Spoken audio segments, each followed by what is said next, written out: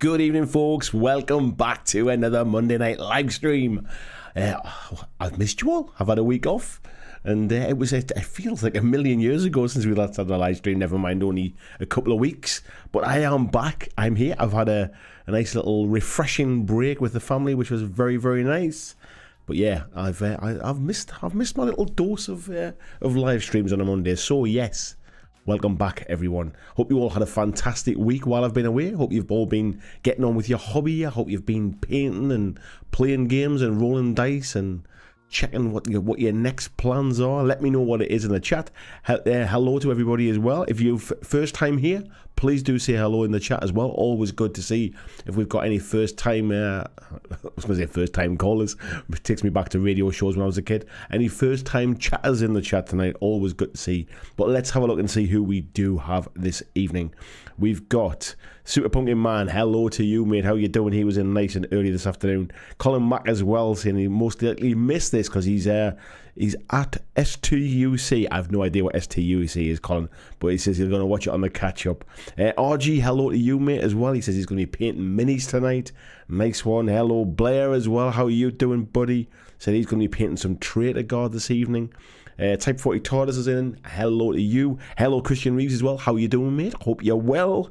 Dave Mackay said he's going to catch the start this week because he's got an early start in the morning. I'll tell you what, mate, I know that feeling. RG said he feels ill. Not sure if it was too many or not cooked enough. I'll tell you what, mate. I was going to say one self-inflicted, but if you cook them, they're both self-inflicted. We'll see about that one. Super Pumpkin Man, hello to you as well, mate.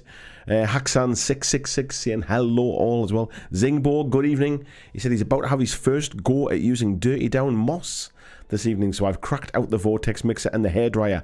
Let's see how this goes. I have heard it takes a lot of shaking and you need to warm it up a little bit. I do have some of the, if I've got it somewhere. Do you know what it is? I bought some and I can't even remember where I've put it. It must be in the drawer. I bought some of the Rust version, and I've not tried it yet. But yeah, I've heard that they're quite thick. They need a bit of mixing, don't they? Super Pumpkin Man says no painting the last couple of days. He strained his neck while he slept, so it made it uncomfortable to do any hobbying. Yeah, I tell you what, mate. As somebody that has suffered from a bad back in the past, I can certainly sympathise with that, buddy.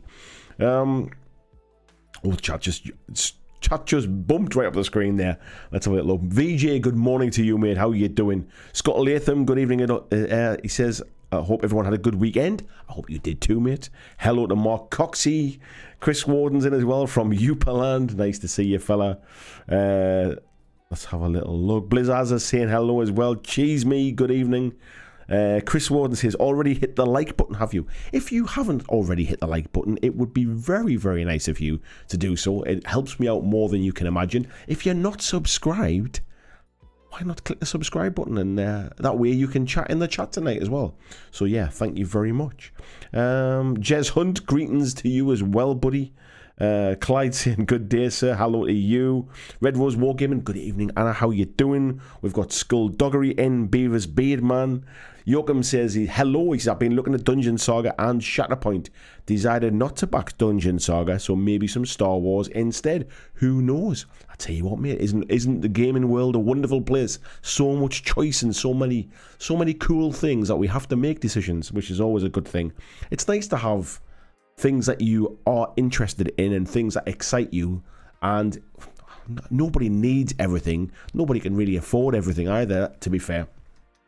So it's nice to be able to have a few different things that you're interested in and be able to make them choices. Wayne Hayward says good evening as well. A bit of basing tonight. Nice one, mate. A little bit of bass. Big Dave, good evening to you, mate. Tasty Brain Drain saying here. Beavis is saying he's knackered from work but want to build some nids tonight. Get them done, fella. Get them done. Major Tom, good evening. Ed, how are you?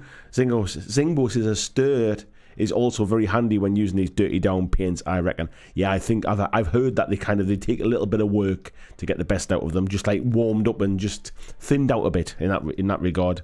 Kodos, good evening to you, fella. Bobby Clark, hello, son. He says I've been painting a crap ton of Blood Angels recently. Great fun. Coxie's asking if anyone is heading to Salute this weekend. I see that it feels like there's a bit more buzz about Salute this year. It feels like it's getting back to its kind of pre-COVID sort of attendance levels and excitement, which is always a good one. Where are we up to here? Ed saying he's cracking with some Carnivale tonight. Very nice. Paul Richardson, good evening to you as well, sir. Beavis is asking as well, anybody going to Salute on Saturday? John Estel, good evening, mate. How you doing? He said he's highlighting some skellies on his as he begins his Empire of Dust army. Very nice choice, mate. I look forward to seeing those coming together. Koda says, I guess Shatterpoint will be the hero game some people Legion wanted it to be. Now we just need some more non-named heroes for Legion. I think the problem with Legion and Heroes is it's never meant to be like a heroes game. It's meant to be an army game. It's meant to be like a troop game, and it was never really meant to be centered around heroes, which is exactly where Shatterpoint comes in, I guess. VG says no hobby purchases for him at the minute. All funds going into his big trip and hoping to see as many people as possible at UK Games Expo. Looking forward to it, mate. Ariel, hello to you as well. Bevis is going to Salute. Matt, good evening, sir. How are you doing? Yeah, Zingbo's saying a stirrer, not stirred, yeah. And Colin Wakeland, good evening to you too, matey.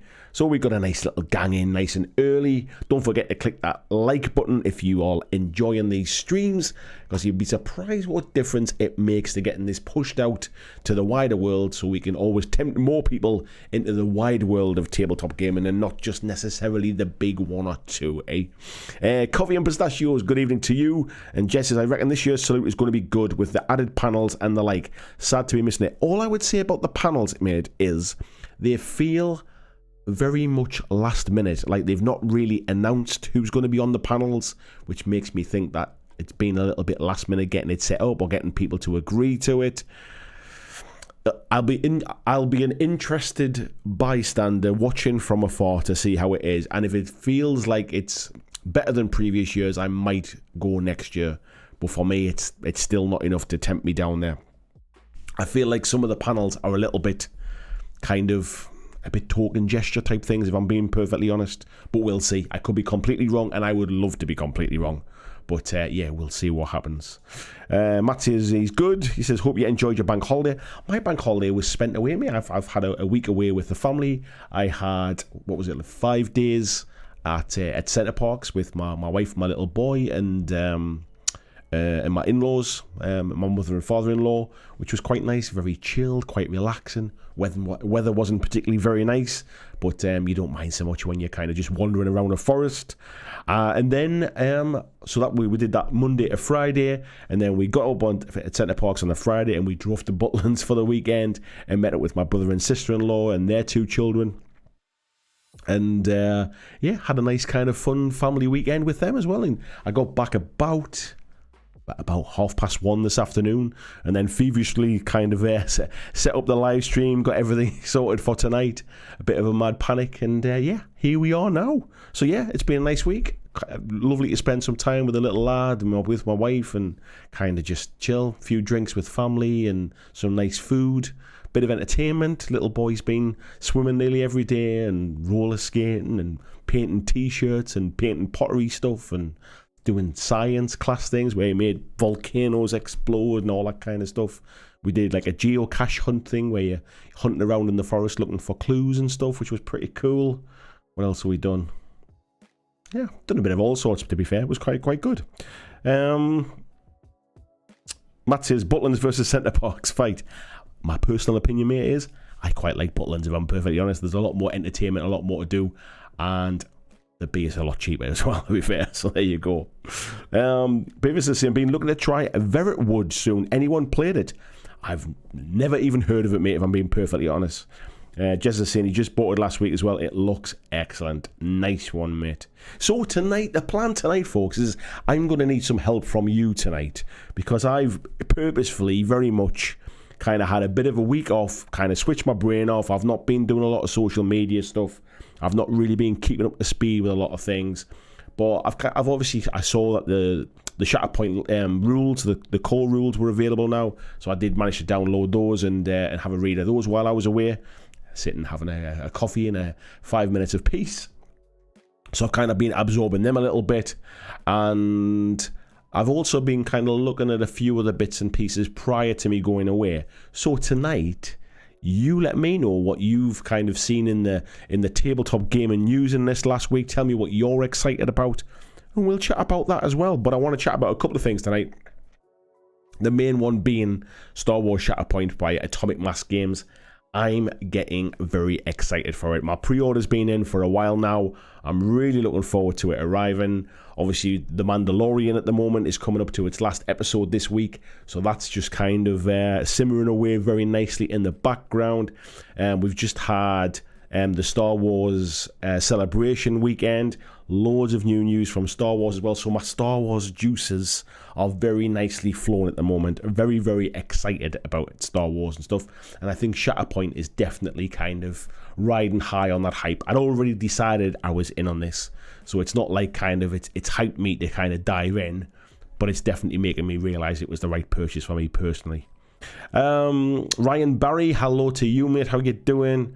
Beavis is saying Verret Wood is a folk horror cult skirmish. Excellent horror aesthetic. I've not heard of it, mate. Something it sounds like it's right up my street. I'll have to take a look for it, mate. Cheese Me says The Village and the Hare, pay what you want. Expansion for Verret Wood is kind of interesting. New game I've never heard of, mate. I'll have to do some digging. Super Punkin Man saying he's super excited for the General Grievous model for mini for Shatterpoint. Yeah, so that'll be coming along soon, and I think they've been announced that they're going to come out in July time. So the release for the main core game plus the first 2 expansions plus some terrain pieces as well is the 2nd of June, which is UK Games Expo weekend. So I'll be away, and then hopefully my stuff arrives while I'm there, and I'll get back for it to start work the next week. And then in July, I think we see the next 2 expansions, which are the General Grievous model, and I forget what the other one is now, but is it not Count Dooku? Is it Obi-Wan's coming out at the same time? We'll find out in a bit. Somebody will either remind me or we'll find it in the list. Yeah, VG saying I'm excited to see what they do with Thrawn on Ahsoka for sure. Yeah, the Thrawn stuff from I've read some of the books, the what they called again, the Heir to the Empire stuff, the kind of the what do they call it again, the like expanded universe stuff that wasn't necessarily canon back then. I've read some of those a while ago, and obviously Thrawn within Clone Wars and stuff like that, the cartoons. Yeah, exciting stuff. I'm looking forward to it. Cad Bane is definitely one of the kind of models I'm looking forward to as well.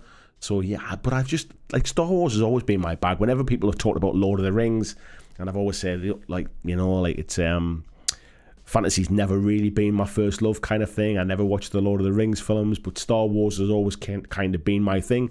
Legion never really ticked that box for me personally. I used to love playing Star Wars Destiny, the card game. And when I heard that they were basically Atomic Mass Games were going to be doing this Star Wars sort of skirmish game along the lines of Marvel Crisis Protocol, I kind of had a feeling this might be the one I've been waiting for. And yeah, everything I've seen so far, I've read the rules, I've seen the gameplay videos, seen the minis kind of thing. Yeah, it's exactly what I'm looking for. Jess is saying Verret Wood was up for less than a $5 last week. PDF to pay what you want scenarios. Great strange setting. Leans into grim dark. So who makes it? Let me know who makes it. We might as well give it a bit of a shout tonight then, eh? Cheese Me says I think the skirmish version for Mork Borg has a better horror feel. All these games I've just never heard of. Yeah, we've just seen the old legend stuff now. Heir to the Empire was fantastic. Yeah. And also Empire's End books were great. Yeah, I've kind of started rereading them again now as well. Cardos is saying hello to everyone as well. Hope you're doing well. Hope you are too, sir. He says Shatterpoint looked amazing at Adepticon. It was nice to see what Atomic Mass Games has done with Shatterpoint in terms of Adepticon coverage, also being at the Star Wars Celebration weekend as well, and giving a little bit of a kind of an announcement about some extra stuff that's coming out with that. I love the fact that they've shared the rules early as well to let people kind of absorb them, and maybe some people are still on the fence about whether they want to kind of get on board early or not. those people have now had a chance to see some gameplay. They've now had a chance to read through the rules and make up a more informed decision as well, I suppose. But there's not a lot of companies, I would suggest, who would release the full rules prior to the game coming out, just to allow people to kind of read them and absorb them and stuff, which I think is a really nice move. Let's have a little look for here. Where are we up to? Matt saying it's been Babylon 5 on the Expanse for him. Star Wars was fun, but it never hooked me the same way. Still, who doesn't love a good run at a Death Star? It might be our ages, mate. I'm assuming I might be a little bit older than you. So Star Wars is very much ingrained in my childhood. Jason Stevens, Cheese Me is saying Shatterpoint looks interesting, but the rules feel complicated when I saw them last week. I actually don't think the rules are complicated, if I'm being honest. I do play Marvel Crisis Protocol, and I don't find those rules particularly complicated either. I think they play very differently to other games. Both of those games, both Marvel and Star Wars Shatterpoint, play very different to a lot of other tabletop games.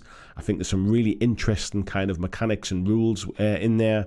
And I think if you're familiar with other games, you might find them a little bit strange as to, how does that work, or why does it work like that? But I think it's one of them games that you'll play one round of the game kind of thing. I know the game doesn't typically have rounds as such, this game, but you'll play like a few turns, a few rotations of the models and go, all right, in practice it plays a lot more sort of streamlined and a lot less complicated than first read maybe. Jason saying the finish and polish on Shatterpoint seems crazy high. Yeah, they're absolutely kind of throwing the kitchen sink at this one. I worry that they've still got, we're in now April. We've still got over a month, probably 6 weeks, something like that, to go until the release. And I kind of feel like they might have peaked. They did this with Star Wars Legion, but I would say that they peaked way too early with Star Wars Legion. They got all hyped for it.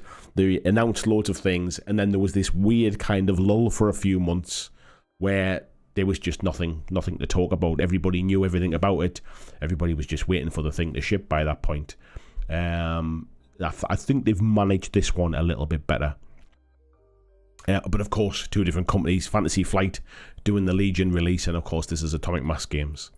And I must admit, I don't remember that kind of wave of excitement for Marvel Crisis Protocol, because for all I'm a big fan of Marvel stuff, and I love the game now, when it was first announced and when it was first coming out, I never really kind of got on the hype train for it. I always felt it was a bit expensive. I felt it wasn't quite what I wanted, kind of, and a lot of it was just preconceptions and misconceptions, really. I made a video a long time ago now basically just saying like I was completely wrong about Marvel Crisis Protocol. And I think it's a fantastic game, but I can't remember what their kind of launch, kind of market and hype was like for that, so I can't really compare it really. VJ saying that, by the way, the new Fantasy Flight Star Wars deck building game is really fun. I picked it up the other week. You're about the 5th or 6th person who's told me the exact same thing, mate. I'm not generally into deck building games, but I might try it purely on the basis that it's Star Wars and I'm hearing really good things about it. Jess says, I hope Shatterpoint's awesome. I'm not after it, but there should be an awesome Star Wars game, and I want folks to be happy in their game. 100%, mate. Like, it feels like the kind of thing that I want. It feels like it ticks a lot of boxes in what I enjoy in a game. It's obviously not for everybody, but like in the same way there are games that's not really for me, like I still want people to enjoy them. There are people that love those games and I want them to enjoy them. It's one of the things where I would say, I've said this before as well, is that I never really feel like there are bad games.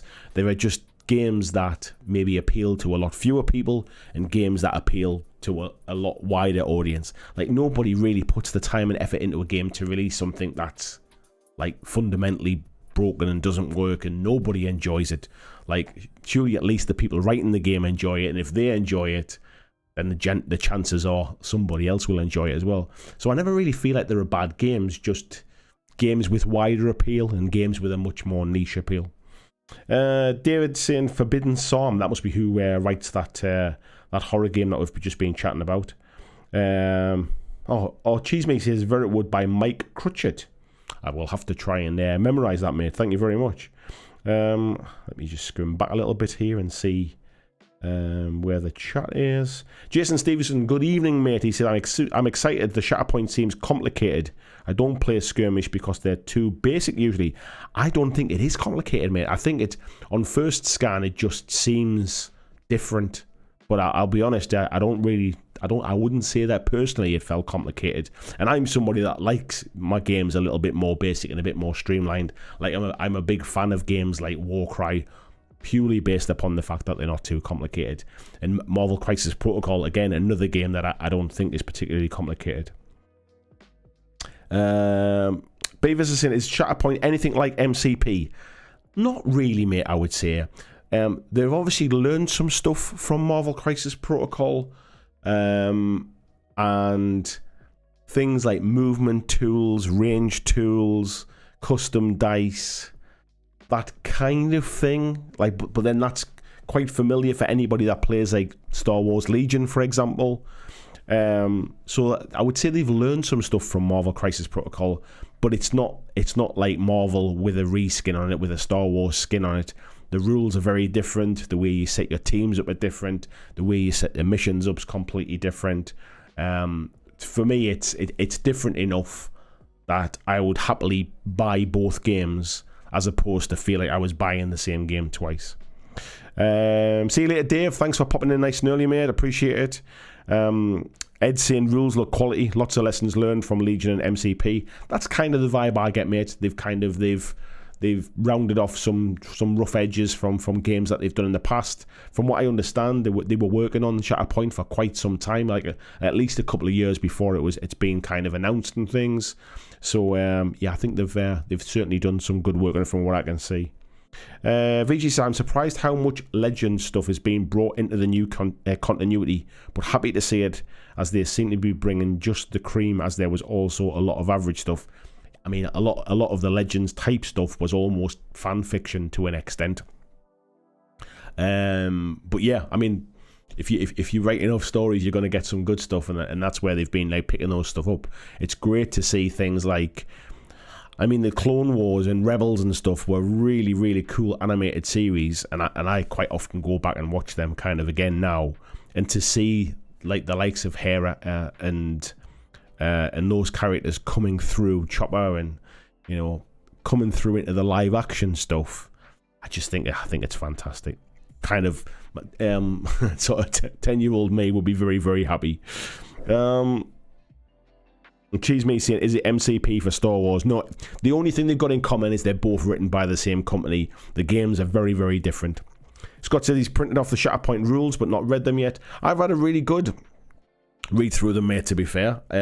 Obviously, sort of, I'll tell you why, because when I was at Centre Parks, the Wi-Fi was pretty good, and when I was at Butlands, the Wi-Fi was pretty garbage. And to knock on top of that, I had absolutely next to zero data signal for some apparent reason, probably because I'm on a garbage network. So I couldn't really download any stuff. I couldn't really see anything online. So I was just sitting reading through the Shatterpoint rules, because that's pretty much what I had access to on my phone. So yeah, so I've had a good read through them, and I'm going to be chatting about some stuff about that tonight. Matt says, I'm older than I'm going to admit. Yeah, me too, mate. Ariel says, part of the reason I jumped back into Underworlds is that the minis are perfect for mini-agnostic indie games like Forbidden Psalm. All games are mini-agnostic. Don't forget that. Don't ever forget. Every single game is mini-agnostic. Jez says, Veritwood is a wee independent thing, downloaded from War Games Vault. The writer kit bashed a mini and he went mad and wrote a whole setting in the game of it. I think there's a front page website. I'll have to dig that out, mate, and have a look at it. And Cheese Me saying, definitely interesting bit in Shatterpoint though. Yeah, like I say, that's kind of going to be our main topic tonight. I'm going to have a little chat about kind of almost maybe five reasons why I'm really excited for it now that I've read through the rules. And obviously I'd pre-ordered it, but I always said before, if the information came out and I wasn't happy with it, I can always cancel my pre-order. I've got no intention of cancelling that pre-order now. Christian sharing the link there for Patreon. Thank you very much for that, Christian. I appreciate that. I appreciate all of the Patreons that we already have, but you know what? This is my job, and I would always appreciate a few more too. So if you are interested in supporting the ventures of an independent creator, who doesn't necessarily cover the big stuff and likes to kind of talk about all the other bits and pieces that are out there, then please do consider helping out. VJ saying, where did you see the Shatterpoint rules to print off? There is a link, mate. If you can go to the Atomic Mass Games website. In fact, I'll show you it tonight. In fact, let me bring them up for you here, and I will just show you very briefly. I'll come across to here. So yeah, they're here to access the Shatterpoint core rules, and the full rules, start to finish. Everything is here. So you can go onto the Atomic Mass Games website and you can download them from there, and the full rules on exactly how the game works, understanding things like elevation, cover, line of sight, how the dice, the custom dice work, how the combat trees work, how the setup with the I was going to say the crisis cards there now, but what they called again, the mission cards, sorry. All of those kind of things, all of the rules are here. And then I would also say as well, which I'm really impressed with, is right at the end, they've got an appendix there about timings, about in which order things happen when it comes to kind of combat and stuff, which I think is, in this kind of game, is very much needed. And then they've also got a very nice kind of some keyword stuff as well at the back, and a quick reference guide. So they have done a pretty sterling job, I would say, of these rules. Layout looks fantastic. I really do like it. They've put a lot of artwork in there as well. And I would also, I think I saw somebody had translated them into, I think it was Japanese, and said that there was 0 spelling mistakes in there. So yeah, well done to the proofreaders as well.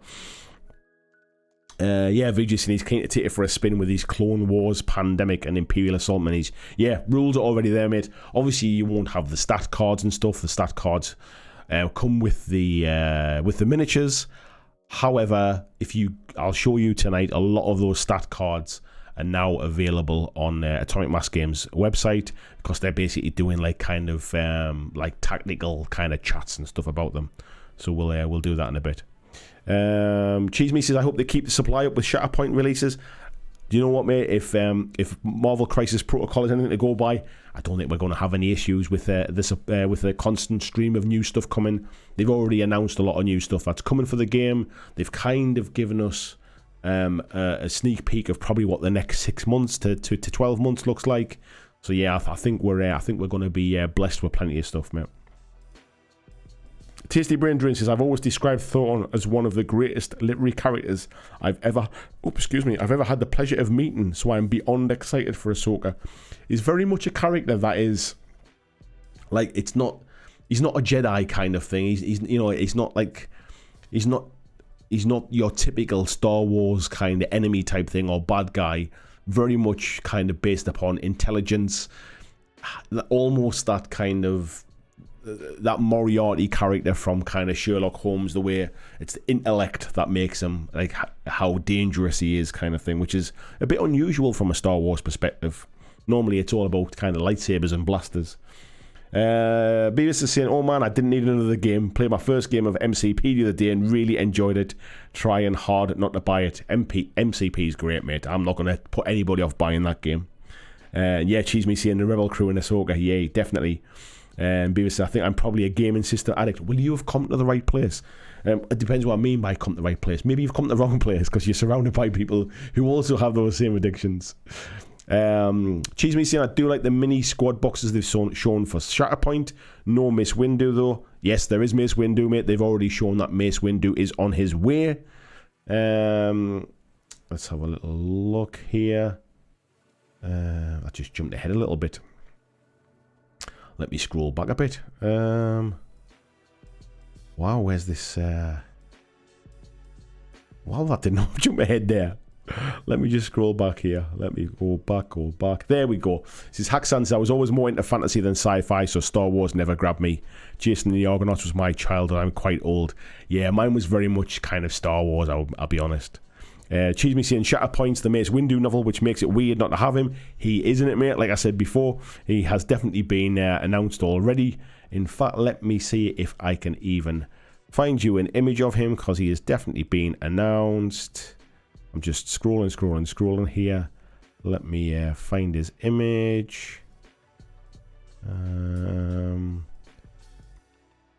I think that's it might not be in that bit. I'll keep I'll be chatting in the background, and I'll see if I can find it, because it was definitely been announced. I think I might have deleted that file, to be honest. Now let's have a little look. Or maybe I didn't. Let's have a little look. Or maybe I did. Oh, hang on, let me have a look here. Let me I did delete it. It was in my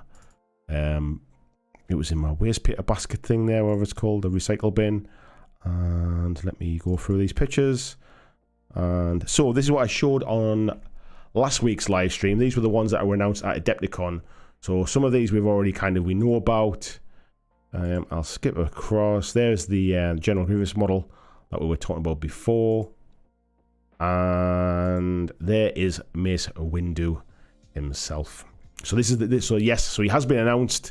He's on his way, and I think he'll be coming very, very soon. So yeah, definitely on his way. Nothing to worry about there, if that's what you're waiting for. Let me shut that down now. There we go. Yeah, Jason's saying Mace Windu's already being shown. Yeah, Matt says skirmish are supposed to be simpler system to allow people to get into them easily and knock out games in like 45 minutes. I wouldn't necessarily say that they're designed to be quick playing games, mate. I think skirmish games are generally lower model count, but that doesn't mean they need to be kind of sort of super fast or anything like that. Some are, and I think they generally play a lot faster than a big army scale game, which might be 2-3 hours. But yeah, not all skirmish games are fast playing. Jess says Star Wars is fantasy, magic, swords, wizards, princesses, and monsters. Yeah, you're right, but it's just, and it does say in a long time. Was it like a long time ago kind of thing? In a galaxy far, far away, or a long time ago in a galaxy far, far away. That's it. So it was definitely set in their history. It's not a futuristic one. And yeah, Cheeseme says, any sufficiently advanced tech is like magic. It is as well. Lee Russ, hello fella, how you doing?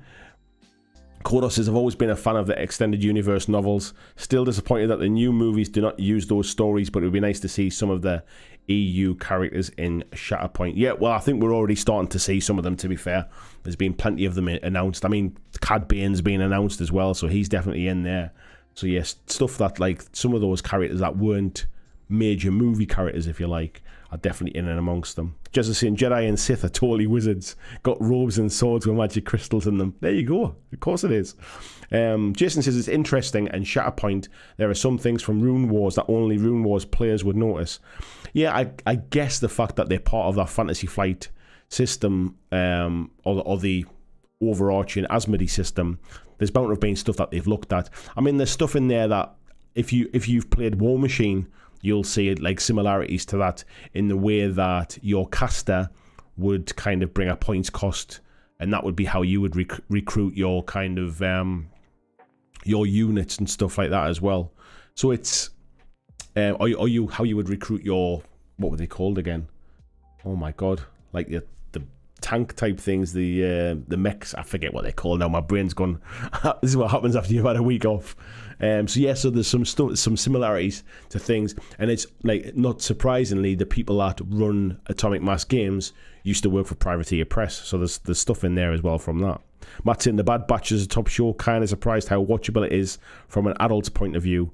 Yeah, I mean, this is something else that we also need to remember as well, is that Star Wars these days is like, a lot of the TV stuff is maybe a bit more adult orientated, but a lot of the like sort of cartoons and stuff, like even the newer films, kind of aimed at kids. They're aimed to sell some toys and stuff, so people getting their knickers in a twist about them kind of have to remember they're not necessarily designed for them specifically. But yeah, I like to switch my brain off and watch a bit of Star Wars. I don't really mind it. Even a bad Star Wars film is still a good film. VG said, I didn't really get into Rebels and Clone Wars animated series, but I've been meaning to watch them with a little guy. Yeah, I've started watching them again with Jackson. It's I just find them really good, mate. I love them. I kind of watched them when I started playing Star Wars Destiny, the card game, a lot of those characters were in there, and I kind of went back and watched them then. So yeah, I kind of didn't watch it when it first came out. I just assumed they were kids' cartoons, like we've just been talking about. But yeah, I went back and watched a lot of that, and yeah, the sort of the crew of the ghost ship and stuff like that. Some fantastic characters in there. The Ahsoka stories, fantastic. Yeah, good stuff in there, mate. Good stuff. She's me saying Verret Wood is 4 characters per player max. Very tiny game and lots of kit bashing potential. Kit bashing doesn't interest me in the slightest, mate. I'll be perfectly honest, but low model count's never a bad thing. Ariel saying, I like the fact Shatterpoint seems to be the game system and the war bands for different Star Wars eras a plug and play. Yeah, to an extent they are, and I'm sure over a period of time we'll end up with lots of different eras. I mean, it starts off with only the Clone Wars era, which is where we're kind of starting with, but it's already been announced. I forget what it's called now. It's in the rulebook, actually.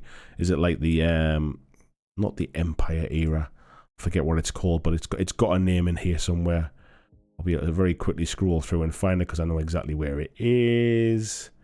It is amongst when it's telling you about how you build your crews. Here it is, building strike teams, building squad, Galactic Civil War. So as you can see here, the vast majority of stuff that we've seen is all being Clone Wars. All the new, like the original release stuff, the first wave stuff, is the core box stuff is all Clone Wars. But yeah, with Galactic Civil War has already been announced as well. So that's when we start to see kind of Luke Skywalker and Darth Vader, the Ewoks and all of that kind of stuff as well. So yeah, it's already shaping up nicely, and then I'm assuming we'll start to see. We know that the Mandalorian is coming along with Grogu.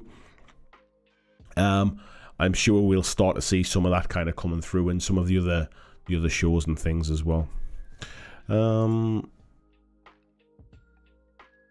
Yeah, Andrew saying, I think this game is going to get the reputation of its MCP, but Star Wars, which is both disappointing and yet something I will not stop telling other anonymous folk. You know what it is? I think it's that people instantly thought that's what it was going to be, but unless you've seen the playthroughs or read the rules, I think it's an easy kind of it's an easy sell-in really. So if you like Marvel Crisis Protocol, you'll probably like the Star Wars Shatterpoint rules. There's a lot of kind of not even similarities, but there's a lot of like heritage, I would say, in there as well. Definitely not the same, but enough design cues that you get the feeling they've kind of been designed by the same people. Super Punky Man saying, while I don't play Marvel, I do plan to buy a number of minis in order to make a diorama, and if I do not end up playing Shatterpoint, I'll still collect some minis. Yeah, I think it's cool to kind of like, you know, if you just want to collect some and paint them, I think they're definitely a nicer scale in size for just painting miniatures. One of the reasons I love the Marvel stuff is the fact that they're a little bit bigger. Just as saying, yeah, bloody hell, full rules, that's amazing. Absolutely, mate. Beavis says, this stream can be my homework. I work in a friendly little gaming store, so you can give me a sales pitch. No worries, mate.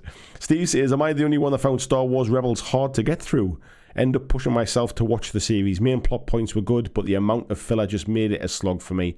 I think any show that goes on for that period of time is always going to have some filler in there and some bits of side quests and stuff like that, but it's an animated show. If you were if you kind of try to binge watch it, it's probably a bit of a slog to get through. But if you're just watching it slow over a period of time, like if you were watching it weekly as it released, I think it's probably a bit different. I mean, what is it? There's probably about 8 seasons of it or something now, so it's a bit different trying to plow through it now.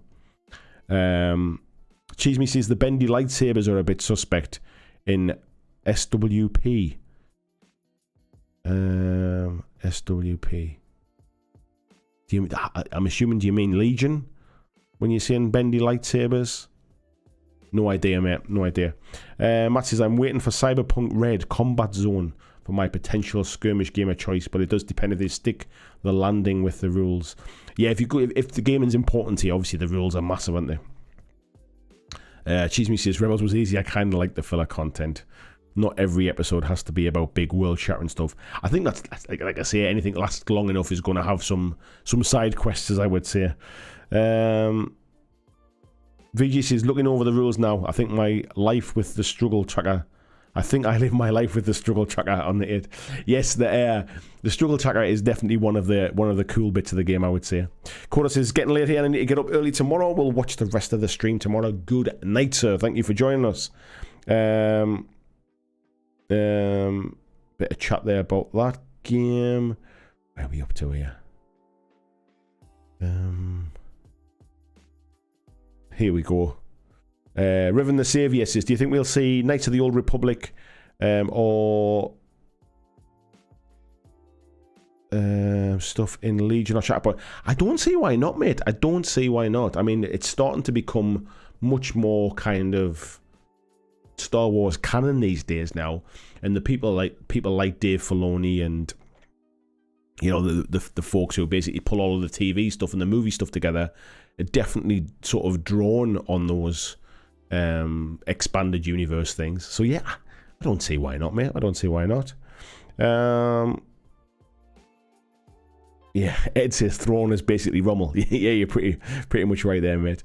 Super Punk Man said, the thing I loved about Grand Admiral Thrawn was his actual respect for his enemies. He never looked down on them. Yes. Christian sharing the link there as well for the BlackJack Legacy merch, the t-shirts and the hoodies. Thank you very much, mate. Let's have a little. Yeah, Jez is saying Grievous is great design, but cyborg body keeps his asthmatic lungs. Yes. Clyde says, sorry if I missed it, but what are you looking to play most in Shatterpoint? I'm not going to play everything, mate, if I'm being perfectly honest. Like, I wouldn't say I had like a favourite particular sort of model that's like I'm going to play that and nothing else kind of thing. This feels like a game that I'll just kind of collect over time, and maybe like every game I'll play with a different kind of set of miniatures type thing.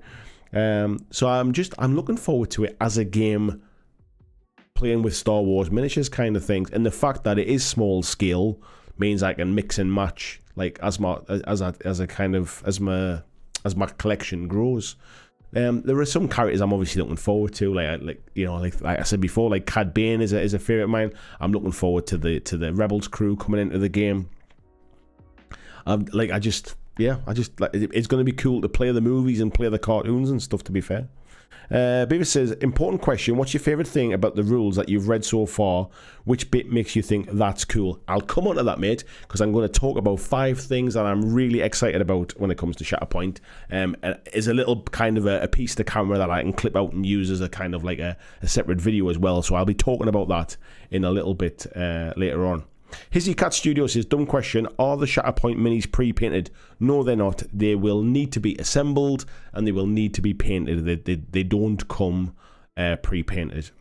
Tyler Tinsley says, I thought Thrawn was just a Gary Stew for people who think they are smart and lean fash. Okay. Let's have a little look here. I've got no idea who that is, by the way, so there you go. Super Pumpkin Man saying, speaking of kit bashing, I know I'll buy extra General Grievous to turn him into a 40k Necron Lord. You could probably, you can already buy him, to be fair. He's in the core set for Legion. So yeah, you could already pick them up now if you wanted to. Tyler says, the Rebels crew is what sold me on Shatterpoint as an idea. That crew wouldn't fit well in Legion. Exactly. The whole point of this game is that it's around those kind of little battles, the little side quests that we see in those cartoons, the interesting parts of the movies. Like, it's nice to see the big battles sometimes. Like, I was going to say something about Mandalorian, but I don't want to spoil it for those. That's not up to date yet. I like to see some of those big battles. But for me, it ends up just kind of, it takes me out of the moment a little bit. I prefer to see those lightsaber duels. I like to see those kind of, like people trying to kind of escape with their plans and sneaking around the Death Star and stuff. Those are the exciting bits for me rather than the big battles. And that's why I think Shatterpoint with those more interesting characters works really well, where you lose those characters a little bit when it comes to things like Legion. Tasty Brain Drain says, it took me a while to get into Rebels. I didn't think it was that good until about halfway through season 1, but it got so much better. Yeah, I would say it kind of jumps in a little bit quick, but once that kind of the crew of the Ghost starts to kind of like merge together, like when they start to meld together and sort of become a real kind of almost family, that's when it really kicks on from there. Bruce, nice to see you, mate. I'm very well, thanks for asking. I hope you are too. Matt says, my old nemesis painting within the lines on minis. Super Punky Man saying the Legion Grievous does not look as good as this one. I think it's almost a slightly scaled up version of it, isn't it? Rob Macon, good evening, Rob. How are you doing? He says, I want to start at Star Wars War Games. I want to start at Star Wars War Games playing Warhammer and The Walking Dead at the moment. Should I start for Legion or Shatterpoint? Sending a hi from New Zealand, mate. Hello to you, mate, and good morning. The question I would ask you is, do you prefer playing small-scale, skirmish-type games with kind of lots of characters, but very few models? Or do you prefer to play big army-scale battles with lots of troops and units? Because that will kind of swing you one way or the other. If you like the bigger scale army games, Legion is probably the game for you. If you want to concentrate on the kind of like 6 models per side, small scale, much more scenario objective driven rather than just killing each other, then Shatterpoint is probably the one for you. Yeah, Jezza, I always thought Star Wars was better following a small group of characters. Yeah, they are me as well, mate. That's definitely where I kind of see it anyway. Clyde says, I'm exclusively skirmish games these days. I can collect bits from various forces and actually get them painted within my lifetime. I play a mixture of kind of army scale stuff and skirmish stuff. I like kind of different things for different reasons. Legion for me just never really kind of grabbed my attention. I wanted to love it. I was really excited for it when it was first coming out. But then the reality of just painting lots of stormtroopers kind of thing kind of wore a little bit thin on me, if I'm being perfectly honest. And it still feels like Star Wars. It's still a good game. I still like the Legion rules. I just don't think I'm kind of committed enough to paint a big enough army for it. Where Shatterpoint with a few kind of cool characters is probably more right up my street. Anyway, before we move on to anything else, something I did want to kind of share, something I've been interested in, shall we say, looking forward to, is this particular thing. So, What a Cowboy by Two Fat Lardies. Two Fat Lardies, for those that don't know, do a lot of kind of historical rule sets, very sort of reasonably priced. I would also say less emphasis on, this is maybe doing them a disservice, but when I say less emphasis on historical accuracy, what I actually mean is less emphasis on complicated, historically accurate rules and more emphasis on having fun in historical time periods. So a lot of the stuff that they do are things like Chain of Command. The ones that you probably may well have heard are things like Chain of Command, Infamy, Sharp Practice, and also What a Tanker as well. What a Tanker is very much a very simple rule set World War II tank combat game. And What a Cowboy basically takes those What a Tanker rules and makes it work for the Wild West. And I've always liked kind of Western stuff. For me, Star Wars is a bit of a Western. And I have always liked the kind of like a Western game. It's one of the things I loved about Wild West Exodus. Many reasons why it's not a game I play on a regular basis, but I do love the miniatures. But I've always kind of kept an eye on kind of like Wild West stuff, whether it be Dracula's America or Dead Man's Hand and that kind of things. But you know me, I've generally something like I got kind of caught there because it was saying that YouTube's not receiving enough video. I think if it's kind of jumping around a little bit, folks, it seems like it's kind of, it might have gone back to normal now, so do stick with it.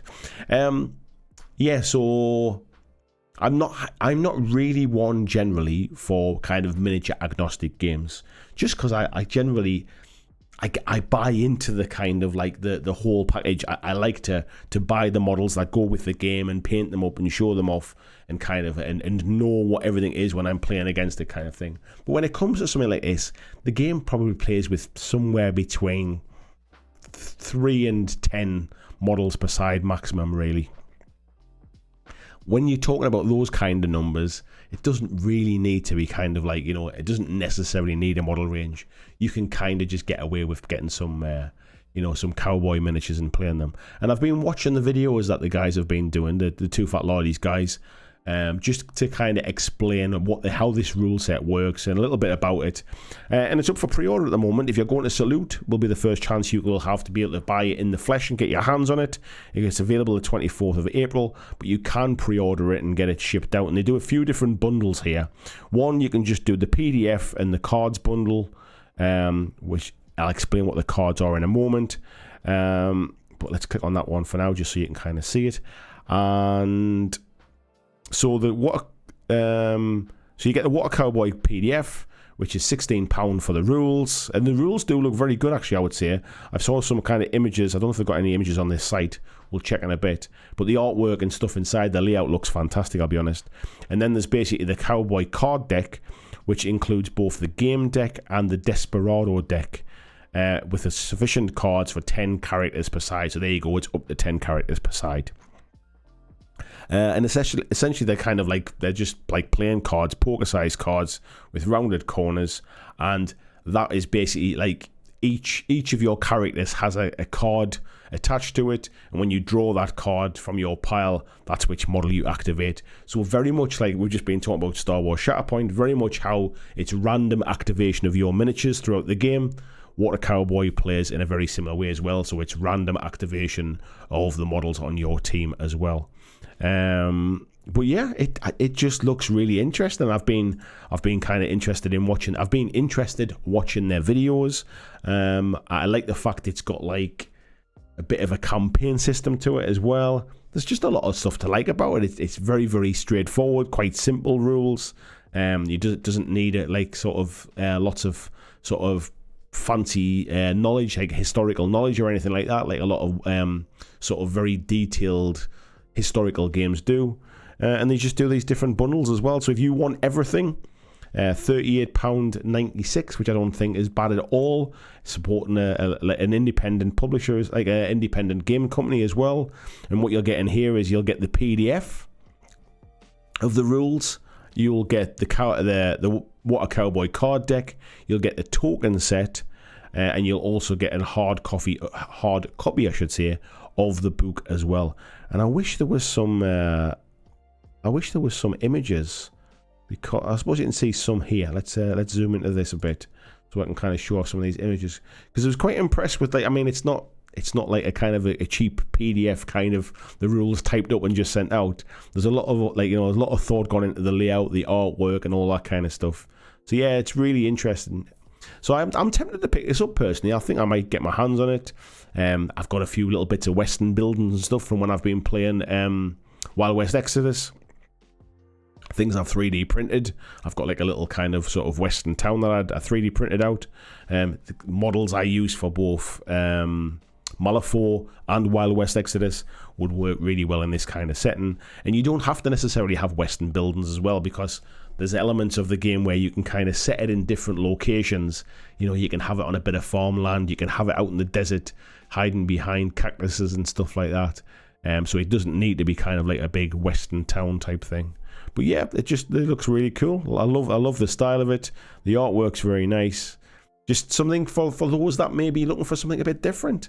And I know that I wouldn't say I've never said I was anti kind of miniature agnostic games, but I generally tend not to play them for many different reasons, really, just because I'm normally pretty full on with the stuff I'm playing elsewhere. But yeah, for some reason this one's kind of caught my eye.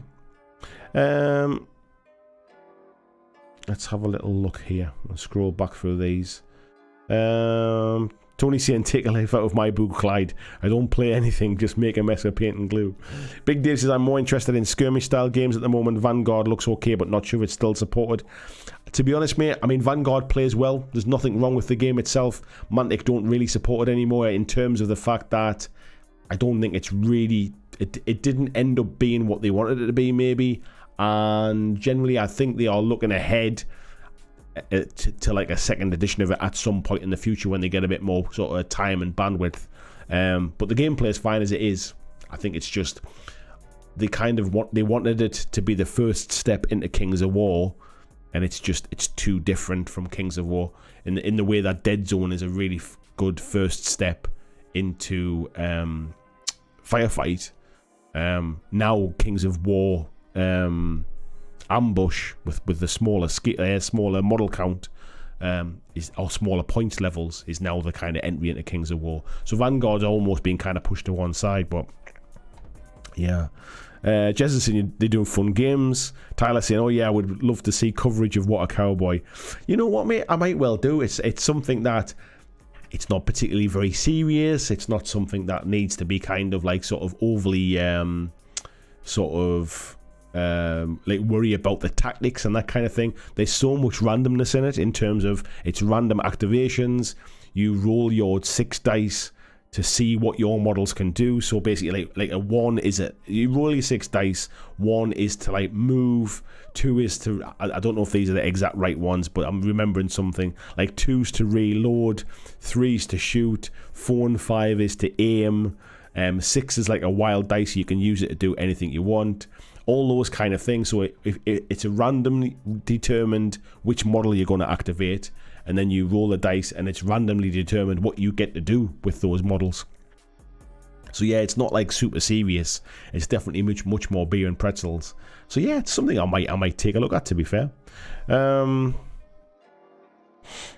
Christian sharing the link there as well for the Amazon UK link as well. If you are shopping at Amazon, even you shop through my affiliate link, it does help out the channel without costing you a penny. So thank you for those that do use that. Matt says, fun and shenanigans are up my street. I love anything that produces those moments where your gaming buds end up in fits of giggles at something going horribly wrong. It feels like this game will be up your street, mate, yeah. Matt says, is Dracula's America any good? I've seen it on Amazon, but I've got no idea how it plays. I'll be honest, mate, I don't think I've got any idea how it plays either. I love the theme and the idea of it. Because of Ben saying, ever tried Gunfighter's Ball? I haven't even heard of it, if I'm honest. Beavers is saying, Dead Man's Hand is awesome, and I have a bunch of cowboys and buildings, so it's not a big jump for me to try What a Cowboy. Ed saying, Chain of Command is the dubious honour of being by far the worst tabletop game I've ever played. It just goes to show me, doesn't it? We all like different things. I've not played Chain of Command. Somebody recommended it to me when I was looking at Wild West 2, World War 2 games. Somebody recommended it to me, but yeah, I must have, when I saw the rules for it, it wasn't the game I was looking for when I was looking for a World War 2 game. But I've never played it to kind of to pass judgment, if you like. Monstercraft, well, hello there. How are you doing? Blair saying the Cowboys game is right up my street, and I can use stuff I've already got. I don't think I have got any Cowboy miniatures really. I mean, I've got some Wild West Exodus stuff. I guess I could kind of make it a bit more kind of sci-fi West, if you like, a bit more Brave Star. But it might be an excuse to try, like try some of these sort of companies that just do the little model ranges, try them out and see what they're all about. Vijay says, it's not everyone's jam, but I love to try to use minis I already have to play as many games as possible, hence Marvel with the United Chibis and Shatterpoint with the Clone Wars. Yeah, every game is miniature agnostic, mate. Honestly, I would encourage more people to use the minis they've got and get the most out of their hobby, and not feel that they should buy into the model ranges, and not treat every game as that's a model I need to have the official stuff, and that's a game where I'm allowed to use whatever miniatures I want. You're allowed to use whatever miniatures you want in any game. I mean, there might be some restrictions when it comes to tournaments or something like that, but generally, like if you're playing for fun, like most of us do, just use what the hell you like. Tyler says, Chain of Command's fascinating, would love to learn it. Matt saying to Beavis there, is it light, chunky, fairly intuitive to run through? I think we're talking about Dead Man's Hand there.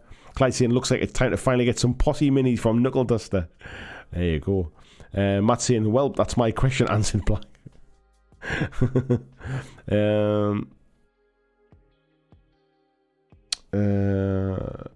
Matt saying, I do love me some good lore. I find games tend to live or die with how fleshed out the lore is. I must admit, mate, it's something that I never really used to think about much before, but I very much do now. And I talked about it on a live stream a while ago, where I found that having good background and having the game sort of feel true to the background is more important to me than I thought it was in the past. Jess says, I'm racking my brains. I saw a mini company that had done minis from Blazing Saddles and Young Guns, but I can't remember who. So I'm sure somebody will have seen it, mate, but I like the sound of it. Tyler saying, I'm also working... Oh, sorry. Beavis is saying, I also fully recommend TT Combat's Wild West terrain. Tyler says, I'm also working on a Space Hulk set using real aliens and Colonial Marines miniatures. Nice one. Tony said, I'd probably have a blast making Western style buildings. I think you would do some amazing stuff, mate. Proper little dioramas. And just picture a saloon already, mate, with the dancing girls. Beavis says, I found skirmish games do campaigns better, and that's the kind of gaming I like. And ongoing development stories more compelling than one-off games. For me, mate, one-off games, I play a lot more one-off games, but purely because I don't generally have people that I play multiple games with, unless it's a gaming group that I visit to play a specific game. I generally don't, I don't like have like one or two friends that we just play random games together kind of thing. I tend, like, if I want to play Marvel, I go to a games club to play people who play Marvel, and if I want to play Conquest, I go to my games club and I play Conquest with the guys that play Conquest. So I wouldn't say that's a lot of the reason why mini agnostic games for me has never really been a thing, is because I don't have that group that plays multiple different bits and pieces. The guys I play with now, to be fair, at my local club, are a lot more open to playing lots of different games, so maybe that's something I could kind of explore in the future. But you know what, sometimes it's just nice sort of doing something a bit different. Beavers is saying, I like the sound of that, Andy. Good sales pitch. You're very welcome, mate. He says, the Gunfighters box from North Star Games is so good. Fully recommended. I've heard a lot of good things about them. The only thing is, I think they're metal miniatures, aren't they? And I have a bit of a love-hate relationship with metal miniatures. Super Punky Man says, just put a heating part. What was that? Let me scroll that back. We got. Just put a heating pad around my neck, and good thing I live in Texas and used to heat, otherwise this will be uncomfortable. VG says, Brave Star, so many He-Man and Thundercat stuff, we need more Brave Star games. Definitely, mate. I miss a bit of Brave Star. Tony Boovleiden, hello, mate. He says, I held off until I saw the Adepticon demos for Shatterpoint and then jumped in feet first. Looks right up my alley. Going to read the rules properly now while I wait for June.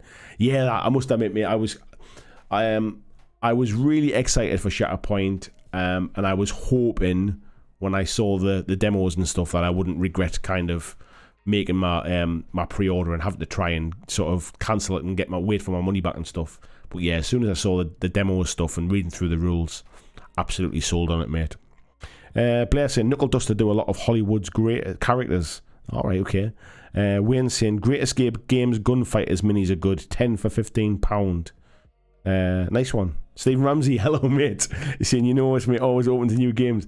Yes, mate, I was referencing you guys when I was saying about you seem open to more stuff. Most of the games clubs I've been to in the past generally are very much fixated on their games that they play, and you almost like if you want to join that games club, you have to play the games that they play generally. And I guess over time you might kind of make friends who go, oh, I'd quite like to try this new game or something like that.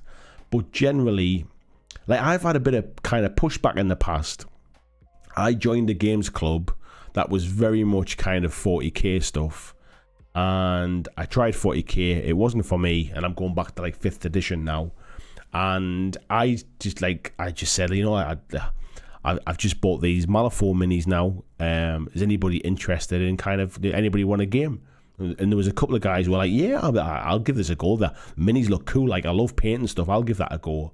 And I got a couple of grumbles from people in that club, almost saying, like, you know, who the hell is this new guy coming in, like, stealing our 40k players away to play his games kind of thing. And I thought, it's a bit weird. Like, I've only been here about 3 times kind of thing. I was just seeing if anybody was interested. And then I basically stopped going to that club eventually, and joined another club because they played War Machine, and there was nobody at the club I went to who played War Machine. I wanted to play War Machine, so I started going to another club, and I got a bit of grief from the first club, like, oh, you don't come to our club anymore kind of thing, but you've still got time to go somewhere else. And I was thinking, how petty and how bitchy is this kind of thing? And my experience of gaming clubs generally has been you go to those clubs to play those games. Like the guys I used to go and play with at Warlords were very much into AOS. They're very much into Marvel Crisis Protocol there as well. So that's where I went to kind of play those games.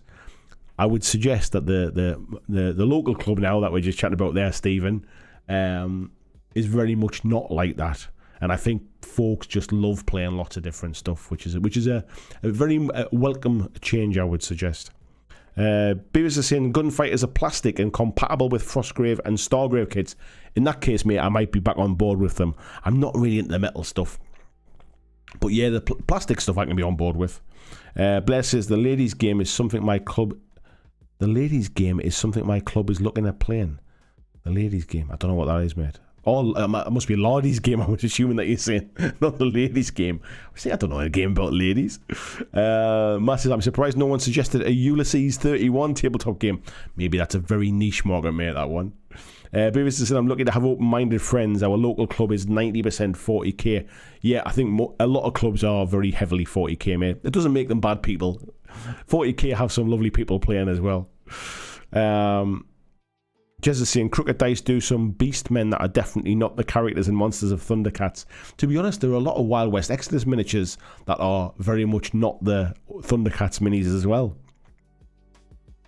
Andrew says I really liked 8th edition 40k and 9th edition was just as bad as 7th.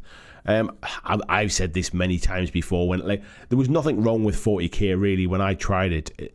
The person that demoed the game to me was to blame, if I'm being perfectly honest. They just wanted somebody to basically blast off the table, and they thought giving a demo game to the new guy was a way for them to win. That's all it was, and so it soured my taste of 40k right from the off. And then I tried again a little bit later to try and get into it by trying to learn to play at a GW store, and I was essentially put in charge of looking after all the kids on a Sunday morning, because they did an adult beginner kind of session on a Thursday night, which I couldn't attend because of work. But they said, well, come on a Sunday, we do a kind of a junior class, like a junior thing. You'll be able to learn to play there. And then I found that when I turned up, I was the adult in charge of all the kids, and I didn't have a clue what I was playing or how to play. So I basically walked out, if I'm honest. So yes, my experiences of trying to learn 40k are a bit tainted. It's never been 40k the game's fault. It's always been the way I've tried to kind of get into it. VG says 40k player grumbling because people might want to play a better game. I don't think it was that, mate. It wasn't about it being a better game. I think it was somebody who was a little bit long in the tooth and were a bit bitter about the new guy coming in and maybe stealing some players away from, or stealing away his opponents, I suppose it was back then. Yeah, Tyler says game clubs are sometimes like cults, but no one gets laid. I really hope they didn't at that club, mate, if I'm being honest. Zingbo says I think that Black Scorpion Miniatures has a Wild West game and a resin miniatures line for it. Tombstone, maybe. Is Black Scorpion not? No, they're not Dead Man's Hand, are they? No. So I've got some of their fantasy models. They're nice. Because of Ben saying, do you have a resin printer? If so, 3D Breeze have some really nice cowboys. I do have a resin printer, mate. I must admit, I don't really print a lot of resin minis, but I do have it. It's right here next to me. So yeah, I could look into that as well. Let's have a little look here. Matt's saying that he grew up in the 80s and 90s and had to hand in my gaming card to get some actions. I envy how much geek culture has been embraced by younger generations. Yeah, long may it continue as well. Tyler saying just looked up those North Star gunfighters. They look great. Right, let's have a look at it. Now we're talking about them.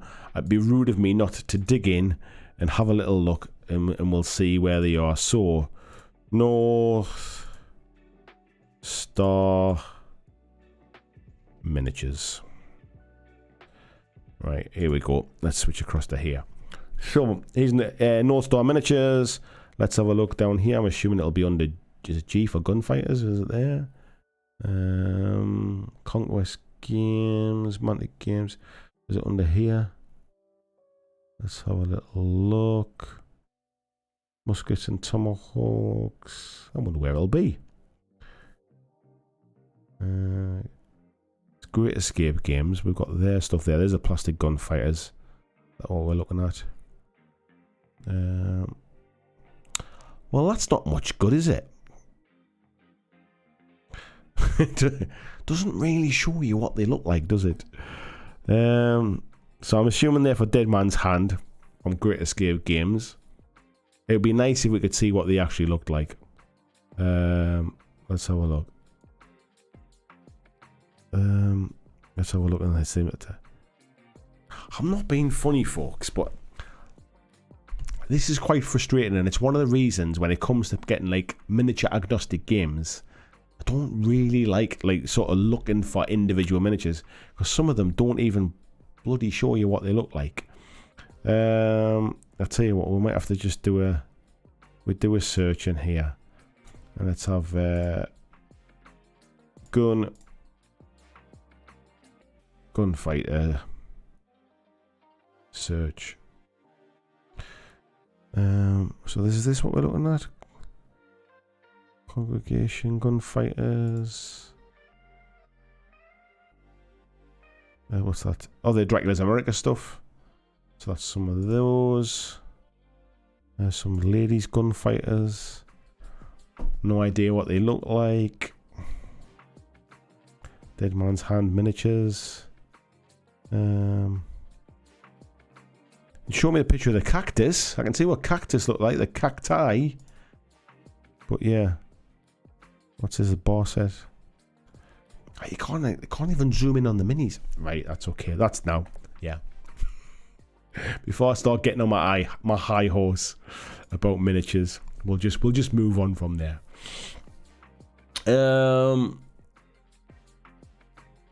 VJ saying 40k editions are like porridge and Goldilocks. There's a different one for everyone. Scott saying, I've been listening to the Crisis podcast. I think those guys play at Warlords and they're from your neck of the woods, Andy. They are, mate. Yeah, those are the guys I played with. So, yeah, they're the folks that taught me how to play. And I used to play AOS with them as well. So the Crisis Protocol, or Tales of Crisis, they've also got another podcast they used to do, which was AOS based, called it was called Tales of War Games, I think. And yeah, so those are the same lads. Yeah, Blair saying under artisan one piece metals. Blizzard said I got some of those gunfighters, the female ones as well, nice minis. Matt says always a little suspicious when they don't show off their minis. Do you know what it is? A lot of these kind of independent type companies and stuff like never do, and it's frustrating. Like I know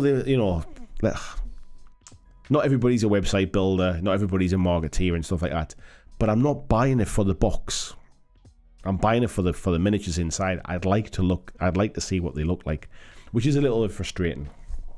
Anyway, what I'm gonna do is, let me get to here. I'm going to talk now about the main topic for tonight, and I've got some notes on my phone here as well. That's why I've got my phone in my hand. But I'm going to talk about I'm not going to talk about 6. Excuse me. I'm going to talk about 5 reasons that I'm really excited for Shatterpoint now that I've seen the demo games and that I've read through the rules in depth. Now, the first reason is because I think there are some really there's been some real innovation in the rules themselves. Now, I've wrote some kind of points here to jog my memory here, but some of the things that I've seen in the rules that I think is, they're not necessarily unique, but to get all of these things together in one game gives some real innovation to the way the game plays. So I've got things like that you don't actually, how can I say this? When you take a model out, if you kill an enemy's model, or you basically kind of wound it enough so that it basically becomes wounded, it's not taken out until it's activated the next turn. So it's at the end of your activation that you check for kind of how much damage you've got on the model. So what that means is that there's none of this like one shot, taking the model off the board, completely done, I've spent ages painting it, I never got to do anything with it kind of thing. You at least get to activate the model before you then count up how much damage it has on. So there's none of this kind of like sort of alpha strike type stuff. If I hit you, you get the opportunity to hit me back before you basically become injured or whatever, which I think is a really unique thing. There's a constant rotation of your order deck, so basically no matter how many minis you have left on the board, you never get out activated. So for some games you will say, well, you've got 3 minis left and I've got 1 miniature left, so you activate 1, I activate 1, and then you get to go twice more with your 2 minis that you've got left, and then we go back to the start again. The way Shatterpoint works is however many minis you've got, you have that many cards in your order deck. And when your order deck is empty, you reshuffle it, you refill all of your focus points, and then you draw another card again. So if you've only got one model left, you will just keep activating that model. I'll activate my model, you activate one of yours, I'll activate the same model again, you activate one of yours, I'll activate the same model again. And that way you never get out activated. So when you may have less models on the board for grabbing objectives, but you don't get out activated to the point where you just feel like you're just sitting there being kind of piled upon by the enemy. Another thing is the abilities become more costly in force tokens as you become damaged, and I think this is a good way to show fatigue rather than basically limiting what a model can do. So models can still do all of their different abilities during an activation, but as they take more damage, the kind of the cost to do those abilities becomes more expensive, and I think that's a really good way of kind of allowing you to have choice, but limiting that choice as you're basically becoming fatigued. Everyone moves the same distance. It doesn't matter what your model is. Everybody uses the same movement tool. So it's one less stat to worry about, and about sort of how this model's much faster than mine, and that model's across the board in turn one, but mine's really slow kind of coming across. Everybody basically activates the same movement distance. There's something called a tactic symbol. And this tactic symbol is on some of the order cards. So each character, if you like, each model has an order card, and this is what we draw from the deck to see which model will activate.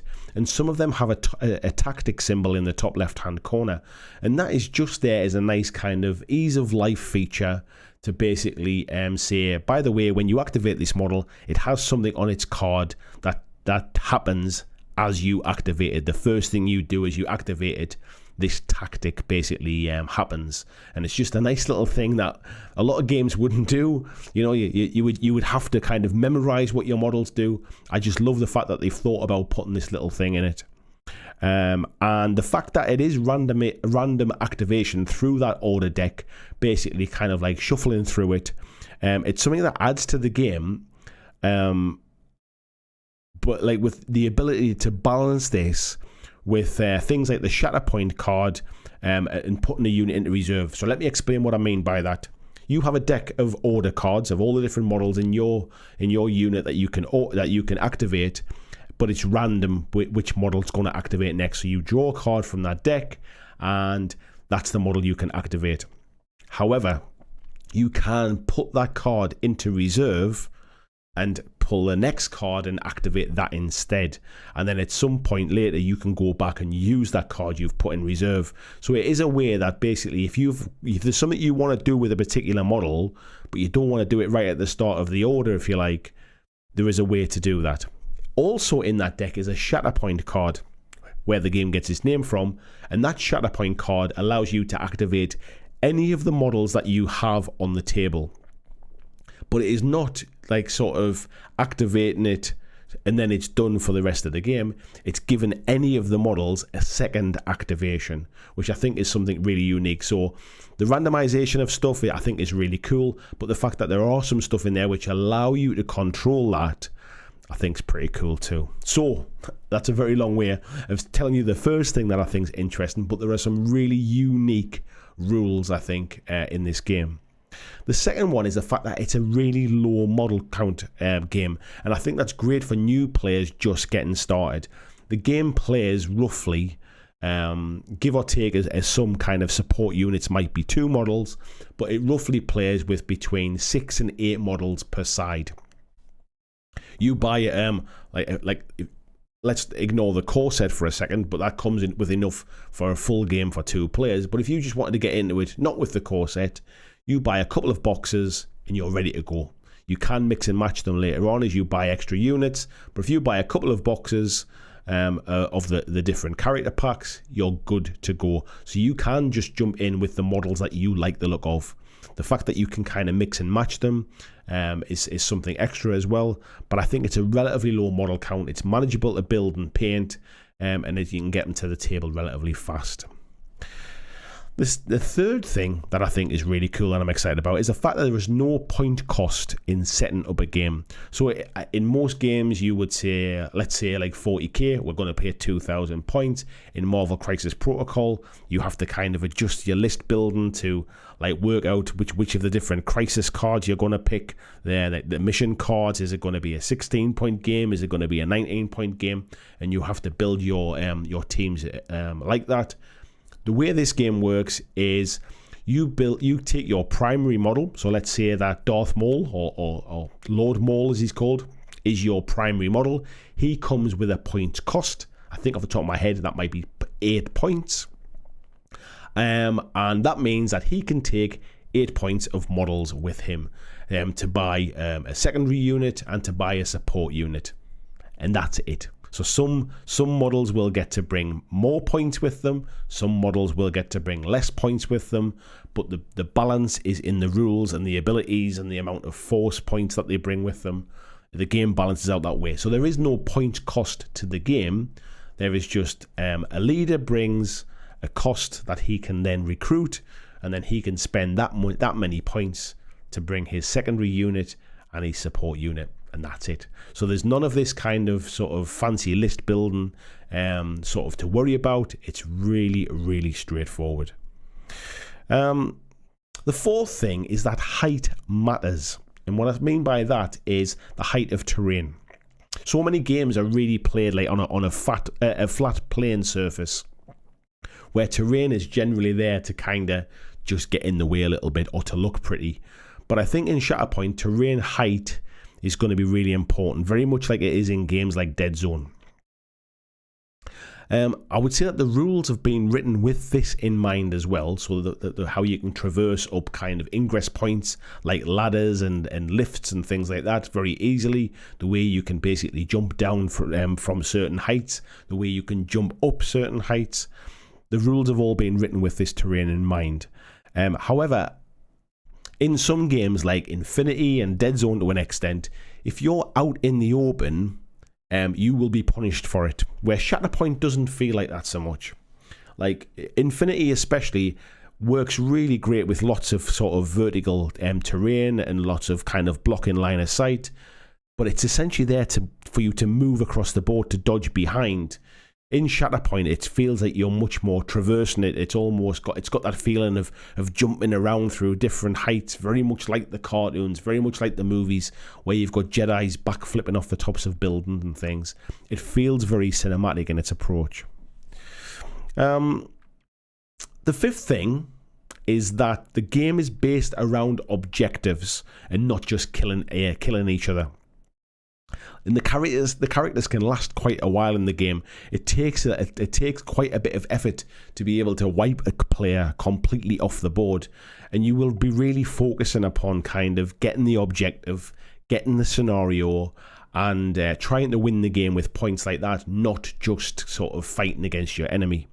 It also means that if you spent ages building and painting your miniatures, they're not going to be one-shotted off the board on the first turn kind of thing. They're going to be sticking around for quite some time.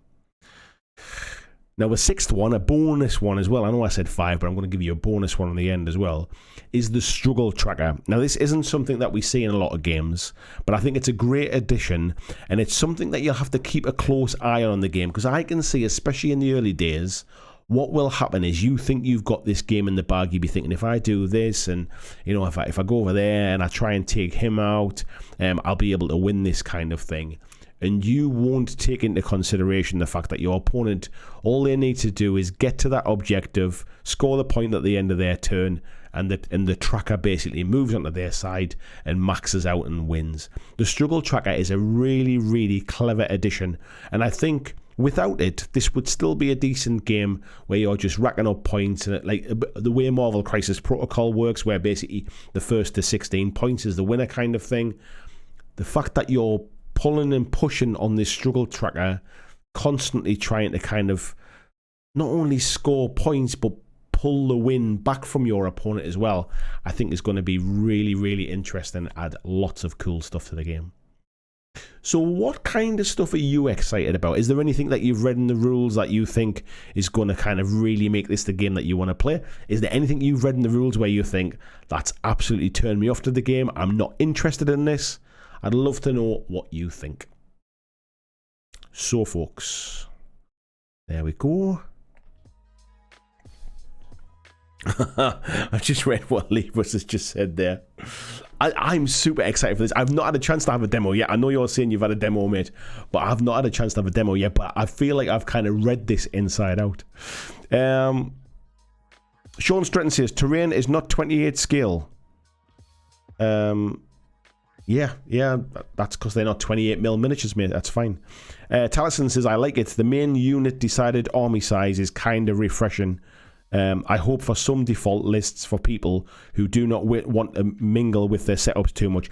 To be honest, mate, if you buy a box, you will get. In fact, let me show you a picture of kind of a box. We showed something earlier on. So if I go over to here, so these miniatures will come in a box. So we've got Count Dooku. I forget who this is again, and we've got a couple of the guards as well. That is a box that you will buy. You have your leader model, you have your secondary unit, and you have your what they called support unit, and that's it. That's they will be the right point cost. They will work well together. That they are designed to work together. You can start to mix and match and pull like switch out this particular model here for another one that has the same points cost from another box.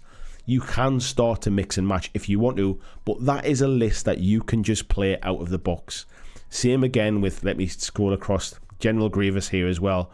So you've got your kind of your leader model, if you like, your main character, you have your secondary unit, and then you have your support unit, and then that's it. That's your kind of, that's your squad, if you like. So it absolutely will play like that, where you don't have to do any list building if you don't want to, but if you want to start getting into the fine tuning and trying to max out and things, you absolutely can. VJ saying, having the higher ground only matter to Obi-Wan. It matters to everybody in this game, mate. Taliesin says, at the same time, it leaves some space for customizing armies. A lot, actually. The more models we'll have, the more interesting things we'll do.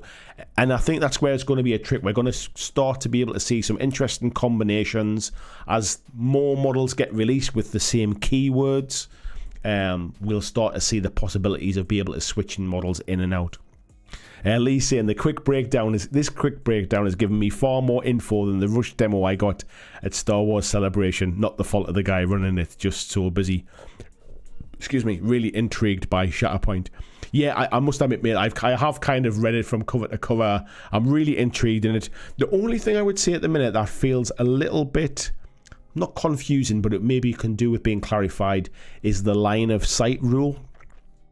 And I'll tell you what I'll do, actually. I'll bring up the rule I'm talking about, because there's not a lot of rules about line of sight. It's pretty straightforward. But there's something that almost needs, I would say it maybe needs a little bit of clarity. Once somebody says, oh, that's how it works, we'll all be fine and be nothing to worry about. But it's just, there's a bit of a, I'm just scrolling down to find it, folks. There's just a bit of a line that seems a little bit unusual, I would say. Here we go. So, here's the rules for line of sight. And it says a character has line of sight to an object if a straight, unobstructed line can be drawn from any part of that character's base to the object. Now that makes absolutely perfect sense, as we can see in here. If I zoom in, oops, let me zoom out slightly. If I zoom into this picture here, you can draw a line from the character. If this character here on the left is attacking and Ahsoka here at the top is defending, if I can draw a line from the attacker's base to any part of that object unobstructed, because, and I'll say it's unobstructed because this ladder here is classed as clear terrain and you can see through clear terrain, which it comes to. However, it says an unobstructed line can be drawn from any part of the character's base to the object, which means that we're not doing base to base here. We're doing base to object, which is fine if it's a token or something like that, or it's maybe like an interactive piece of terrain or something like that. I just like it to clarify that it means that, and what does it mean by any part? Does it mean that the end of the lightsaber sticking out? Like, some of these models are quite large, kind of thing.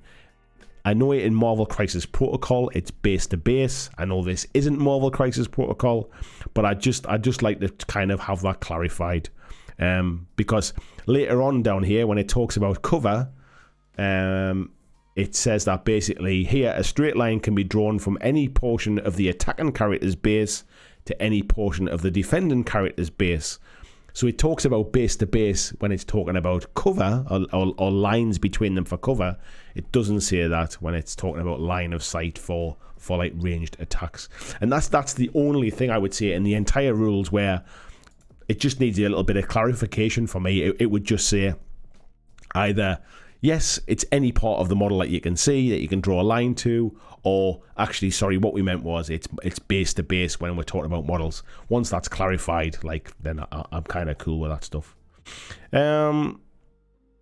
Scott's saying the struggle tracker also reduces as you go along, broaden the game down like a timer. It does, mate. Yeah, I think it's a really clever idea. You essentially start with like sort of little cubes at the 8 on either side, and then as you achieve certain things during the game, not only does the clear cube in the middle move left and right, up and down the tracker, but you're basically shortening the tracker each time as well. So if you take out one of your opponent's models, you shorten your tracker. Or if you damage one of your opponent's models, I should say. Or I think the official term is wound. If you wound one of your opponent's models, you shorten the tracker. If you score a point on the tracker and you move it towards your side, but it's still not on your side, you shorten the tracker on your side. There's a few things in the rules which basically just keep bringing down how far you can swing that center point across, till eventually, once it touches one of those two sides, it's game over, and that's the end of that struggle, which I think is a really, really clever thing. Matt says, I like the concept of the game, but the price is kind of spicy as an entry point. I think it's one of those things, mate, where it's I think it's in line with other games. I mean, essentially, you can play this game. I mean, the starter box is everything you need for 2 players to start playing. So you could, in theory, go halves with somebody and get all of the dice and stuff and everything as well. But let's assume your friend has the starter box. You just want to join in, and your friend says, don't worry about the dice, don't worry about the tokens, don't worry about the movement templates. I've got all of those. You're essentially buying in with a fully playable sort of force for in the region of £70. They're about £35 a pack for those 2 entry packs. So for £70, you've got yourself a playable force, and you can play a full game with that. I personally don't think that's too expensive. You might start to get into the value of things, of like, oh, well, there's only 4 models in a box, or there's only 3 models in a box, or something like that. I think if you start to compare it to other games, I don't think it's massively out of line. Sean saying, can't spend new cash on terrain, all the space. I guess it's not really the game for you then, mate. I mean, I guess it's just like, there's no reason why you can't use 28mm terrain if that's all you've got. Like, it might look slightly out of scale, but if it's that, or not play the game at all, you kind of, you know, if you buy the core box, you get terrain with the core box, so you technically you don't need to buy anymore, because like if you buy the starter box that has the enough things in for 2 players and all of the dice and all the movement tokens and everything else, you get terrain in the box as well. So I guess it's one of those. Maybe it's not for you, maybe it is. Alex Knott says, I'm just happy it's a company like Atomic Mass Games are doing this. I really like how they've really tried to balance MCP out and listen to the players. I'll be honest, mate, I've been impressed with them as well. I think they're generally, they've been a pretty good company for the community. I know people are getting a little bit antsy with them about things like Star Wars Legion and about X-Wing and about Armada and stuff, but I do feel like they've obviously been working on Shatterpoint in the background, and then all of this like Legion stuff kind of got dumped on them a little bit. And I don't think they got like a massively bigger workforce to be able to kind of handle it all either. So I think eventually it'll all kind of even itself out, but Marvel and Shatterpoint seem like that's what their focus was on when everything else kind of got handed over to them.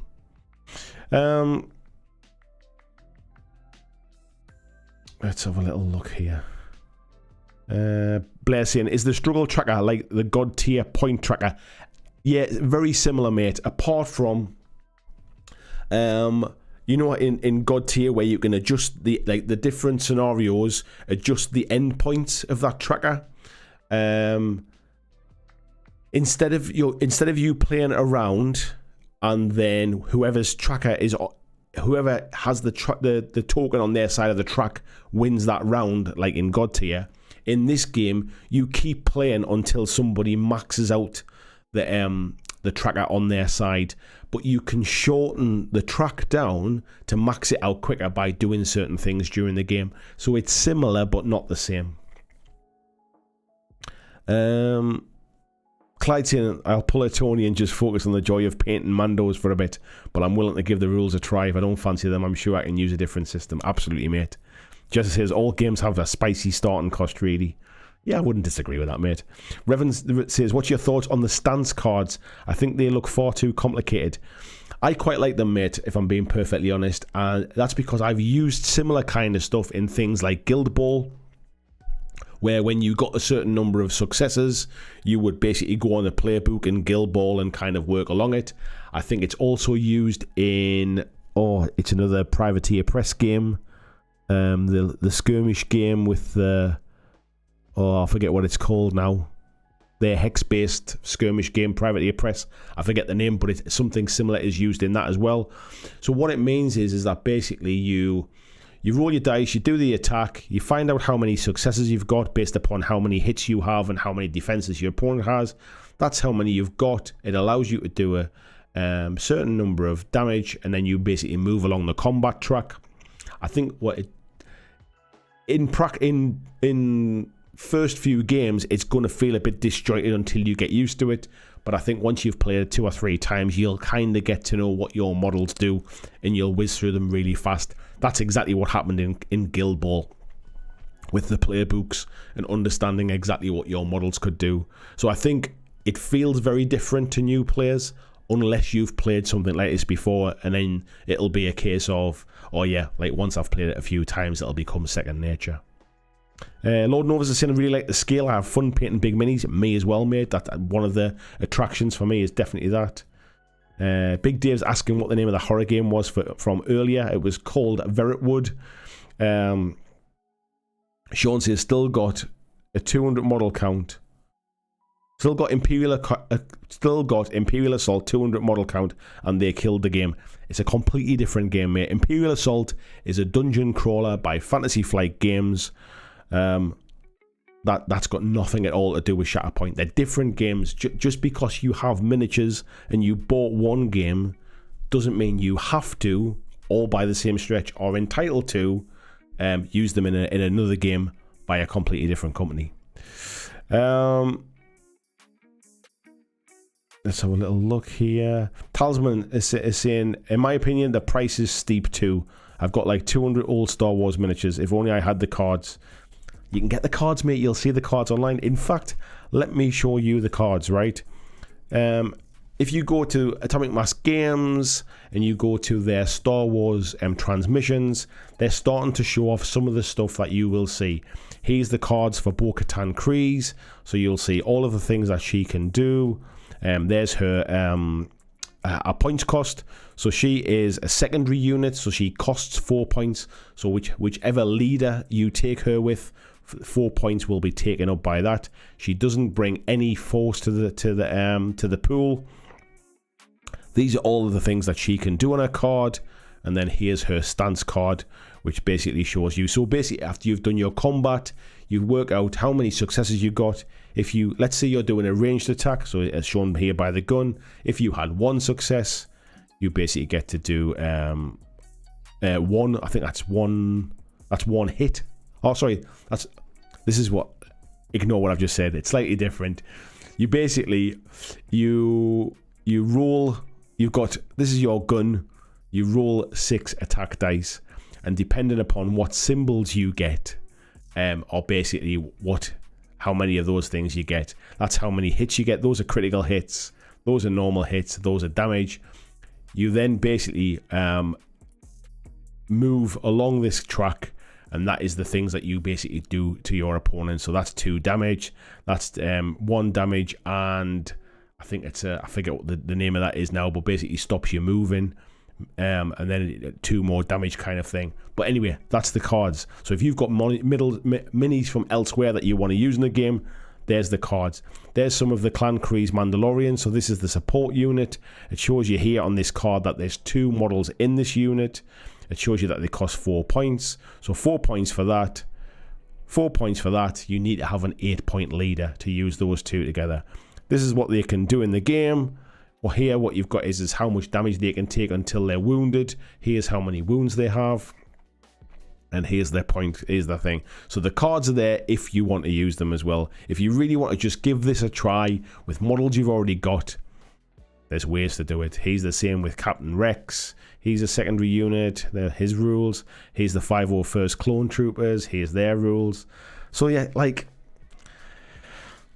yeah, you know, if you want to try it, there's ways and means, you know what I mean? But at the end of the day, like, not every game is for every person. Reverend the Savior saying Warcaster. No, it's not Warcaster I'm thinking of, mate. It's another game. Riot Quest. That's the one. The way the playbook type things like Guild Ball and like Shatterpoint with the stance cards are a little bit like Riot Quest. Jez is saying you can probably play this with those minis and tiny bit of work. Yeah, exactly. You just got to put a bit of effort into it, haven't you? I would also suggest, Sean, that trying to sell minis in a live stream chat is probably not the best place for it, mate. So yeah, you might want to try just sell them in the right places. Anyway, that's kind of that's why I'm excited for Shatterpoint. If it's not for you, it's not for you, but it is for me. So, and I'm excited, and this is my channel, and I'm going to talk about it. So I'm looking forward to getting them on a table. I've already started to try and make some terrain for it. So we've been talking about terrain there as well. I got this file from Corvus Games Terrain. In fact, let me go to the bigger screen here so I can show it. And I printed this off the other day. I've just primed it with brown primer so I can kind of make a start on it. You can see there it has like a little bit of a kind of a lip at the front there as well. Mr. Wiz is saying how many models per side roughly. It'll be a maximum of 8 models per side, sometimes 6 models per side. So you basically have a leader unit, like a primary unit. You have a secondary unit, and then you have a support unit, and that makes up a squad. And then you have 2 squads. So that's where your 6 models come from. Sometimes your support unit might be 2 models, which is where a total of 8 models would come from. But that's it. That's all you would need. Yeah, so this is a bit of 3D printed terrain that I've been using. The top comes off there as well. So if you wanted to, you could like kind of access the back of the buildings there and use on the insides as well. And if you really wanted to, you can even lift off the top and the little, if I can get a hold of it here, the little door slides open as well, and you could go inside there as well. But I'm planning to use them pretty much just as a building like that, really. I can also like mirror these as well in the 3D software, so I could print this one out again a second time, but have everything the other way around. There's enough space on the top there as well for, if I get a Marvel miniature here, we're talking roughly similar size bases. They can definitely kind of fit on top of the buildings there as well. Let's try something with a slightly bigger base, just for reference. Technically, that one hangs out over the lip, so it wouldn't be allowed. It wouldn't fit on there as per the rules. But of course, if you wanted to print these and sort of adjust that, actually, that's part of the part of the game, is the fact that some minis can't fit on some platforms. So yeah, I'm quite happy with this. It's this is kind of going to make a nice little. Let me just get that back on there as well. I haven't quite plugged that back in. That's it. This is going to make part of like a nice little kind of desert town type thing. I've got a desert map already. I'm going to print a few bits of buildings off. So yeah, I'm going to definitely be getting stuck in. I'm going to try and get some terrain already set. As I said before, you get terrain in the box as well, which has got like walkways and gantries and things. So I'll have some extra terrain when it arrives. But yeah, I'd like to get this kind of ready and set to go from day one. VJ saying, yeah, if you want to use minis across different games, you got to expect to put in a bit of work to make it happen. No problems here, and happy to save on space and cost. Absolutely, mate. Yeah. See you later, Big Dave. Thanks for popping in. Scott saying night all as well. Thank you very much, buddy. Tony says I'd furnish that bugger. Way too much fun. Yeah, for me, mate, they're terrain to make the board look nice. I'm not necessarily going to worry too much about them. But this file does come in two versions. There's one which is like a nice pristine building, and as you can maybe see on the sides of this, if that will zoom into that rather than my face, you can see there's like a bit of texture, a bit of damage to the side of the buildings. You might be able to see it on the front of that one as well. If it zooms in there, you can kind of see there's... Oops, let's try to zoom on my face, because that's how clever the camera is. Let me zoom on there first, and then we'll come back. Is it going to do it? No, it's not. Why is it? It's decided not to zoom now. Anyway, there's a bit of damage on the building and stuff like that. So yeah, you can kind of print a nice kind of polished version, a brand new building, or one with a little bit of wear and tear. Revan says, I do want to try it at the UK Games Expo this year, hoping it's there. Normally, Asmodee, I would imagine, will be there with it. It was Asmodee that was showing it off at Star Wars Celebration, so I'd expect it to be there, if I'm honest. Especially bearing in mind it comes out that weekend. Do you think homebrew stuff would work for Shatterpoint like it does for Legion? I myself run an Old Republic list for Legion. I guess at the end of the day, mate, if you're willing to put the work in to make up rules for it, you can do what you want in any game, can't you? Alex is saying, I need to figure out how to make a dive bar setting on some backwater planet at the arse crack of the galaxy now. Already excited for bounty hunters. Yes, exactly. And Tony's saying, yeah, I saw the damage. I like that. I have a hoot with that. It's a nice model. Yeah, I mean, in fact, I'll tell you what, why don't I show you the kind of stuff that that we've got here. So I'll show you basically on the slicer. So what I've got, if I go to here, so this is the slicer software that I use for 3D printing. I can open up a file here. If I go into my Star Wars terrain that I bought, this is all the stuff that came in. I bought like a little bundle set thing. I think it was about £22, something like that, and it came with all of these buildings in. Let's have a look at. So this one I think is the small desert house. So I can click on that. There's two versions. There is the weathered version, or the really nice kind of smooth version. So let's go into weathered, and then let's look at the lower part. And then basically there is the building there that you can 3D print out. The door prints out separately, as you can see from the back there. If I just zoom up, there's like the little kind of slot there where the door slots into it, so you can lift it up and down. There's no floor in this one, and that's purely to save on print time.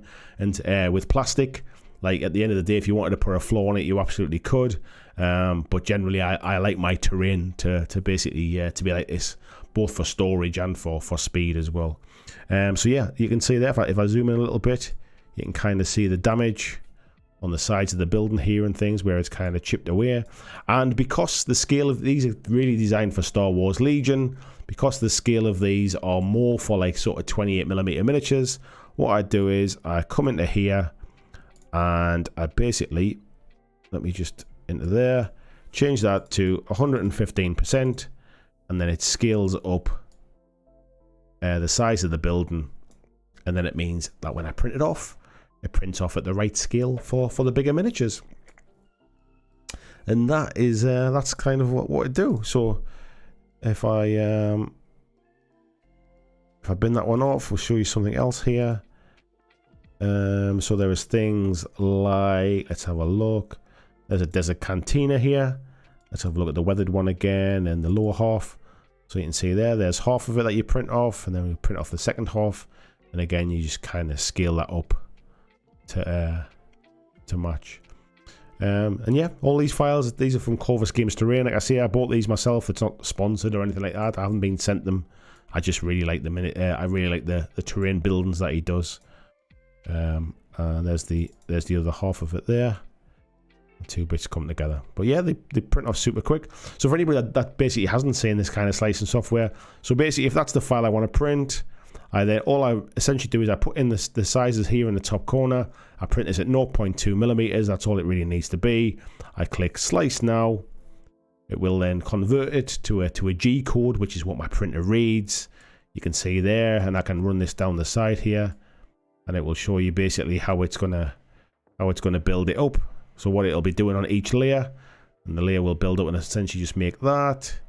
And you can see here in the bottom corner that it will use 127 grams of filament. It'll cost about £2.50. I'm not sure if the right price has been put in for the filament, but you're going to change the prices of the filament per kilogram, and it will take 14 hours and 48 minutes to print at that quality and that speed. And there we go. I will then save that file, stick it on my printer, and forget about it for 14 hours. And that's how it works. Where are we up to here? Jess says this stuff is wizardry. If I can do it, mate, anybody can do it. Revan says, I'd love a 3D printer, but I don't have the room. Would you have any recommendations to get it printed, like companies and people? If you find the files that you like, sometimes those companies have like partners that they work with who will sell the printed files. So I know like Corvus Games Terrain, for example, has files that has companies, sorry, that have bought the license to be able to sell the printed files. Otherwise, I think the best thing you can do is if you have any local games groups, there's always somebody seems to have a printer these days. That's probably the other way to do it. Jez is saying Etsy's a good source of printed stuff as well, yeah. RG saying, I don't need another skirmish game with a different model size for terrain. However, I love your enthusiasm for Shatterpoint and this community's ability to live and let live. Such a nice change. Do you know what, mate? It was one of the things that put me off Marvel Crisis Protocol was the fact that it was a different scale. But actually, when I got to play it, it really wasn't an issue. However, I did kind of fall in love with printing 3D printing terrain for Marvel Crisis Protocol, and that's why I love that printer to print stuff like this. I mean, that took me less than a day to print that off, and it's not like I was having to sit and work with it. Like, it was printing in the background while I was doing other stuff. So yeah, that was kind of just done. Revan says, okay, will be good for asking to have STLs of mine printed. Yeah, I think you can, if you've already got STLs, there will be people kind of who will offer to print them. Whether they should print them is technically a bit of a shaky ground. You can print them for free, they just can't charge you to print them technically. But that's a whole different ball game. Tony saying, I don't need the Force to see a desert yellow coloured primer in your future. I've already got one, mate. This was just to give it like a nice dark base, mate, and then I'm literally gonna just kind of like sort of zenithal dust it and just dab some stuff on. Do them pretty simple, mate. A little bit of little bit of weathering and stuff, I think, on those ones. Reverend says, oh well, thank you very much, I'm off to Arnold before bed, take care, mate. Mark saying, you can buy a creator's license a lot of times if you're wanting to print and sell for lots of bits. At least you can on My Mini Factory. Yeah, you absolutely can. So you generally, when you buy files, you either buy a personal use file where you're printing for yourself, or you buy a creator license, which makes the file much more expensive, but it gives you the right, normally for 12 months, to be able to print off those files and then sell the finished file. So for example, I've bought this file and made that for myself. Technically, I'm now not allowed to sell this to somebody else and make profit from printing off these files, because I could then constantly keep printing them and keep selling them, which is not what I've paid for. I've paid for a file for myself. Of course, not everybody plays by those rules, and I'm sure there's lots of that goes on. VG saying, I already have the space set aside for an FDM printer for terrain in my new garage setup. Yeah, like I said on the last week or 2 weeks ago's stream, I honestly think it's the best thing I ever bought for my miniature hobby. I love printing off the bits of token holders and the bits of terrain and stuff like that. I really do enjoy it, and when it's printing, it's quite nice to kind of watch it, and then when it's all done and you just kind of go, oh, finished printing that now, there's a nice kind of sense of achievement a little bit. Just saying, I go mad and scratch build terrain for any games I start. So a game with skill shift is just a good excuse to make more cool stuff. Yeah, the fact that you can kind of just sort of change the percentage up and down and stuff. The reason I changed it to 115% is because I know when I've played Marvel Crisis Protocol, some files need like kind of to go from like sort of 28mm scale to the right scale for Marvel. It's like 115% roughly. John says, I got a 3D filament printer sitting in a spare bedroom, still in its box. I bought it 4 years ago, I think, and a resin printer a year ago that I haven't used either. That is sacrilege, mate.